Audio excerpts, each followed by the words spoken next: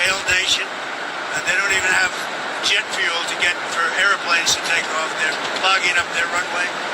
We're talking to Cuba right now, and Marco Rubio talking to Cuba right now, and they should absolutely make a deal because it's really a humanitarian threat. We'll see how it all turns out, but Cuba and us, we are talking. In the meantime, there's an embargo, there's no oil, there's no money, there's no anything. If a deal isn't made, would you consider an operation like the one in Venezuela?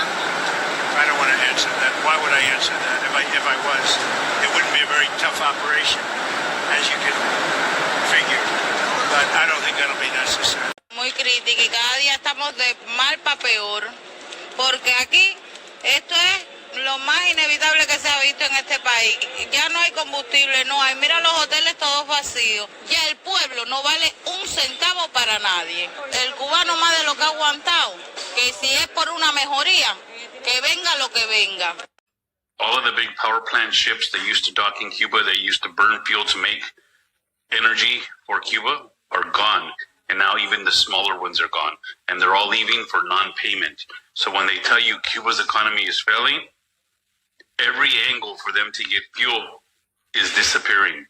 They're also experiencing the norovirus right now. What we had months ago, they're having it really bad. There's no medicine. There's no hospitals. There's no air conditioning in a hot, humid island in the middle of the ocean.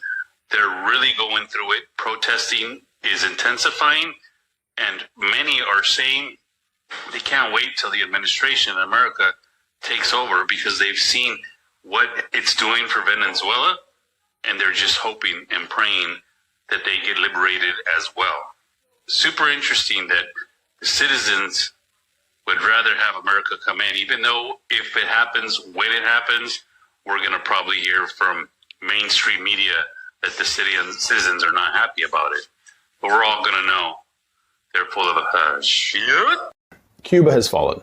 That's the news that I am delivering to you today. It has been 15 days since the blockade had begun, where all oil for the oil-dependent nation has been blocked. And though the Cuban government has tried to ration that as long as they can, the fact is they've just timed out. They've ran out of oil. So what we're watching right now is a complete collapse of the Cuban national energy grid. There are pockets of generated power for military bases and bunkers, compounds like that don't help the people. For 95% of the population, over 11 million people are now without power, and that power is not coming back on.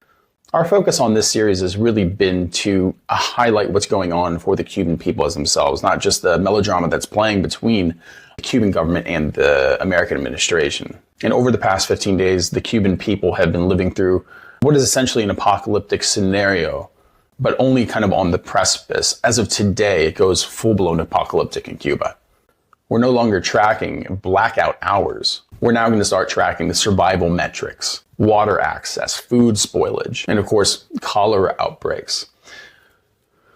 This, of course, is because with the massive energy grid failing, sewage system sanitation processes have also shut down. So all throughout the country, there is sewage overflowing on the streets. That means that disease is essentially spreading. With no available clean water to 90% of the population right now, that means that the only sources of water that they have, especially without the ability to purify that water or boil it, what you're going to see is massive waves of disease hit over the next couple weeks, because these takes time to incubate.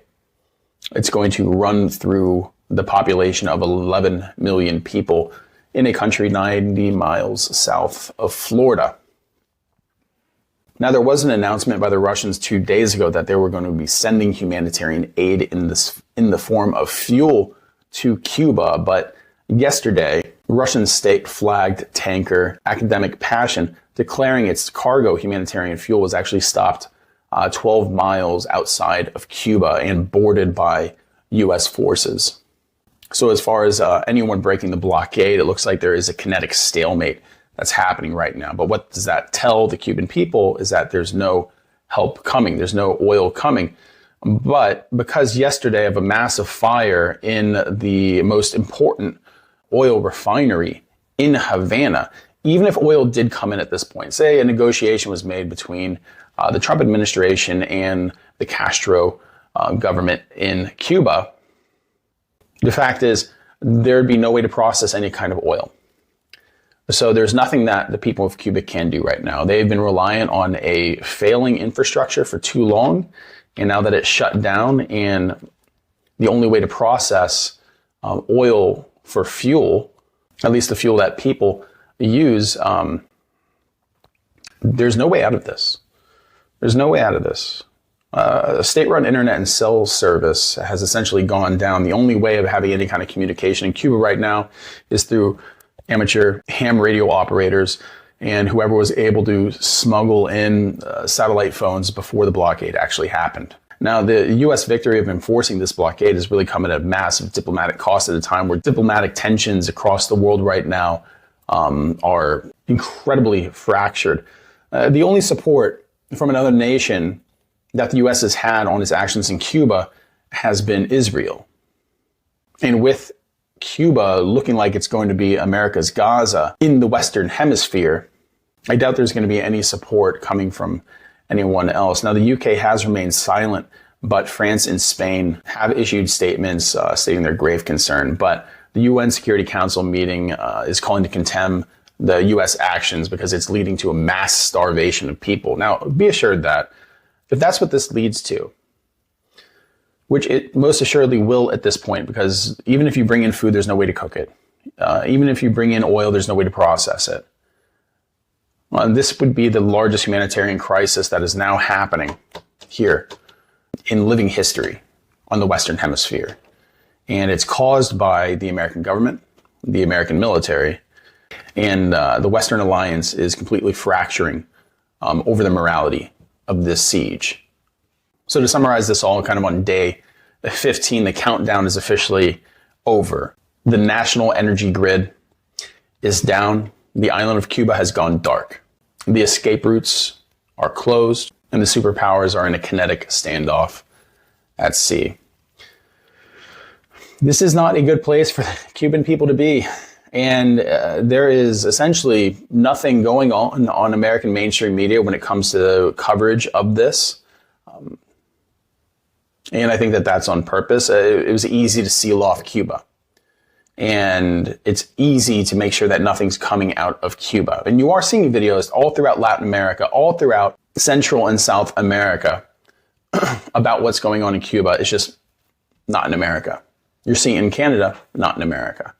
This is a media blackout that's being done by our mainstream media. We're the only voices that are talking about what's happening in Cuba to the Cuban people. They don't care about the government. I don't care about whether they're communist, anything like that. I care about people. And the fact that we, as Americans, by our silence, are condoning 11 million people being thrown into an apocalyptic scenario where they're deprived of food, of water, of healthcare, where children are becoming casualties, where the elderly are becoming casualties, anyone with chronic illness are becoming casualties, and soon the young and the healthy will also become casualties as disease runs through the population, as the lack of clean water or the absence of water altogether throws the people into absolute shock and a state of survival.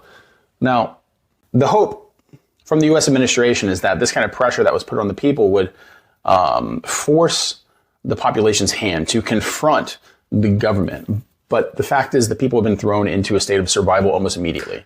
That's how fragile the Cuban system actually was.